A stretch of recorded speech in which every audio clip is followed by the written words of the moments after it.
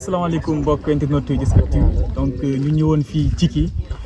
pour war leen situation bi fii am tey gis ngeen ci suñu page bi dem benn publication ñuy annoncé benn disparition xale bu tudd Mouhamadou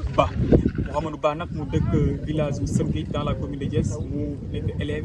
en classe de 6e âgé de 13 ans dafa réeroon démb après bi ñu ñëwee samedi donc bi mu réeree nag mbokk yi di ko wër loolu moo waral suñu publication di jàpp aussi ci wër bi donc ñu yeewu tey ce matin la même famille nous a informé que gis nañ ko mais sans vie bi ñu waxee nag ñu laajtee fan la xewee ñu ne ñu ci Cikki ci carrière Dangote ak cimenterie du Sahel moo waral suñu déplacement bi tey ñëw wan leen situation bi donc comme ni ñu ko gisee ñun ñëpp ci dex bi wala ci carrière bi la labe bi ngeen di gis ci image bi donc sapeur ñëw na gendarmerie ñëw na les autorités aussi ñëw nañ pour s'enquérir de la situation. Maimouna Diop nekk première adjointe maire Diass ñëw na donc masso population bi ñëw na aussi ak njaalu monsieur le maire Mamadou Ndione ñëw na aussi ak njaalu toute la population de la commune de Diass. teew fii ci carrière yi nga xam ne ñoo nekk fii ci Cikki te suñu doomu dëkk ñàkk ci bakkanam vraiment tiis rek léeg-léeg ñu am ak njàqare en tant que yaay aussi sa doom lab ci situation yu mel ni dañ koy mettitlu di wax ne vraiment mairie bi à travers monsieur le maire mi ngi joxe njaalam mi ngi massawu askanam ci jafe-jafe yi nga xam ne askan wi dund nañ ko depuis démb ak tey ku ne xam na ne xale moomin la dañ ko war a protéger. loi du Sénégal protégé na xale kon lépp luy aar xale dañ ci war a taxaw mais nag bu yàlla dogalee aussi ay manquement am ba lii am dañ koy ñaawlu di ko métitlu di wax ne vraiment ñoo ngi jaale ñëpp di bokk ak ñëpp tiis wi di ko métitlu vraiment ndax perte en vies humaines dafa rëy bu doon ni sax mala la dina metti sàkkantuma muy bakkan boo xam ne waroon na mën a jëriñ askanam ëllëg moo ñëw des fii ci ndox mi ci situation yu nga xam ne aussi mën nañ wax ne négligence la d'une part moo tax lii am. yoon dafa wax ne carrière boo ko gasee boo ko exploité ba pare li ciy war mooy da nga war a defaraat environnement ba nga delloowaat ko waaye nag ba yàlla dogalee carrière yi envahir zone bi ñu ci gën a bari dañuy exploité rek bu ñu xëyee ñu dem. bàyyi fa li ñu fi bàyyi nag moo fi jur lii tey te mairie bi taxaw ci wetu askanam pour lépp lu nga xam ne ay jafe-jafe yu mel ni lii dinañ ci taxaw ba incha allahu rabbi lépp dina jeex bu soobee yàlla képp ku nga xam ne da nga fi ñëwaat di exploitant wala exploité woon nga bàyyi fi dinañ jéem a indi ay saafara ba lu mel ni dootul amati vraiment. Abdoulaye Faye nag mu nekk professeur fële ci lycée Popenguine professeur de lettres méttitlu na situation bi ak li nga xam ne moom la carrière di exploité négativement li nga xam ne moom la carrière di exploité sauvagement comme ni mu ko waxee carrière u Cikki donc population Cikki nag ñuy dund benn situation bu métti ñu déglu ko. man Abdoulaye Faye lañ may wax je suis professeur de lettres modernes dans un lycée de la zone. bon li fi xew tey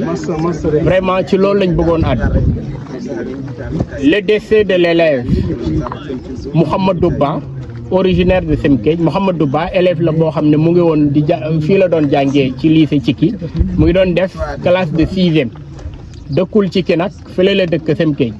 c'est un berger c'est un élève berger waaw mais li ko arrivé tey bettuñu ndax yàgg nañ di wax ak les autorités de la zone ne leen dimbali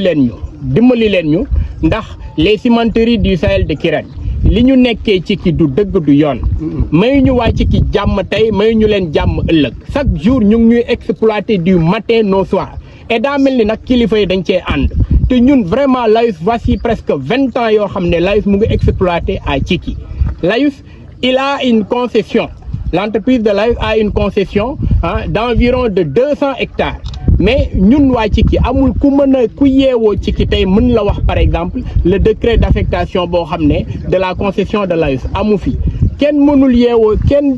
nekkul Cikki aussi tey ku la mën a wax aussi les limites la périphérie comment on l'appelle le périmètre aussi de la concession des cimenteries du Sahel de Kirène ñoom fu leen neex la ñuy tibbee man je me rappelle très bien daawati jéeg man ak sama benn frère Abdou Sy ñun ñoo nekkoon fële arrêté leen parce que dañ dem ba gis ne gars yi ñu ngi caxatee dëkk bi fu leen neex la ñuy tibb waaw ñu arrêté leen fële ne le tey nag foofu tibb nañ ko ba mu jeex ñu yootu fii tibbaat ko au lieu ñu ut mesure de barrière wala teg fi gardien ils ne l'ont pas fait léegi nag tey yàlla dogal ne li mu dogal ñu ngi jaale waa Cikki, toute la population de Cikki est en deuil, celle de Semkej est en deuil, toute la commune est en deuil. ñun ñu ngi ñaan suñu autorité yi ñu dimbali ñu li laay war a suuli ñu bàyyi di wax di seddal ak ñoom layu sax xaw ma ñan. Il faut ñu wax layus la vérité, il faut qu'ils tiennent un langage de vérité à ces multinationales qui exploitent sauvagement la population de Cikki et les ressources minières de Cikki, parce que ça suffit. Depuis plusieurs années, je vous dis très bien, Layus avait dit que quand il commencerait, il allait bitumer la route. Mais dara, ay feni nen. Population Cikki nag dañ cee sonn quoi, dañu sonn. Ñun dañuy xeex, dañuy baare lu ne ñu def ko. Ñu yónnee ñu ay gendarme yoo xam ne mooy loolu. Dóor ñu, gazé ñu, kii ñu, ça suffit. Cikki fu mu toll nii ñu ngi koy exploiter à tort et à travers, de la manière la plus sauvage possible. Ñu ngi ñaan autorité yi ñu dimbali ñu Layus ñu porter ko plainte. On demandera aussi au lycée de Cikki de porter plainte aussi contre aussi Layus, parce que tamit bakken dafa fort quoi, lii nii on en a marre. Assane Ba nag nekk mag ci Mohamed Ba xale bi faatu, donc mu wax ñu les derniers instants frère am, donc ñu gis ne avec le cœur meurtri la waxee, mu lancer un message très fort, mu lancer un message donc pour wàllu donc état du Sénégal ak les autorités de la commune de Diass. maa ngi tudd Assane Ba, man maay magam bu mu bokkal ndey ak baay, sama rakk la. waaw man démb ci ngoon laa ñëw, par ngoon laay ñëw fii ci gétt yi, mooy fi mooy sàmmee ma ñëw laajte ko ñu ne ma dafa génn. bu mu ñëwee ma laajte ko ñu ne dafa génn nag, après ñun boobu laa man jël li may jël dem ci kër ga, ma egg kër ga laajte waat ñu ne ñëwul, ma retourné waat ndeke fekk lii am na ba pare. waaw maa ngi suba depuis 7 heures maa ngi ci àll bi di wër, ndax dafa sàmmi woon ma damaa jàpp ne mu ngi ci àll bi, maa ngi wër ba ay côté 10 heures yooyu maa ngi ñëw ma ne maa delluwaat ci gétt ya. bu may yëkki fi si gétt ya laa tase benn xale muy daw mu yore yëram mu ne ma ki ngeen doon seet effectivement mu ngi ci lab ci ndox foofu seen ginnaaw wetu gétt yi. waaw comme que li ma la wax deret dafa fort, ndax li dara bi daw si moom mooy daw ci man amatuma woon contrôle. waaw jéem naa def lu ne, mais ma jëloo sama xol xam ne lii am na ba pare. waaw ma dolli sant rek xam ne yàlla dogal ne lii am na ba pare. waaw presque man mënuma ko woon xool ndax sama xol mayuma woon pour xool ko, mais joxoon nañ ma daal ne mu ngi ci biir ndox seen naa ci moom benn partie tuuti, après ma recule delluwaat ginnaaw xam ne sama xol mënutuma woon ma dem ba tiim ko di ko xool. waaw man bi ma gisee muy tàmb nii te général damay gis image nit ku lab, ma xam ne kii moom c'est fini déjà lab na dee na. waaw loolu daal laa constaté man, mais jéem a yegg ci moom sax. waaw am 13 ans, fukki at ak ñett. waaw day jàng école CM Cikki foofu ci village bi. waaw comme tout fils de berger, comme doomu berger, chaque jour su ñu xëyee ñoo bokk kër gi dinañ ndékkindoo ensemble ba heure am jot, mu génn dem xëy suñ fekk nag yi fii mu tijji leen yóbbu leen dem saam, chaque jour noonu nañu tàggoo. ba démboo ci mujj. waaw li may wax rek ñun dañu jooy ba suñu rongoñ perte, ndax danger bi chaque jour ñu ngi ci gën a exposé wu, ndax carrière bi nag yee jiitu carrière bi fii, ñun carrière yi fii la ñu fekk plus de 40 nangama ñu ngi fii, chaque jour chaque at ñuy gas ba xoolal fi ñu gas nii fi ñuy tëdd à 100 mètres la ñu gas ba ñu egsi si ñun,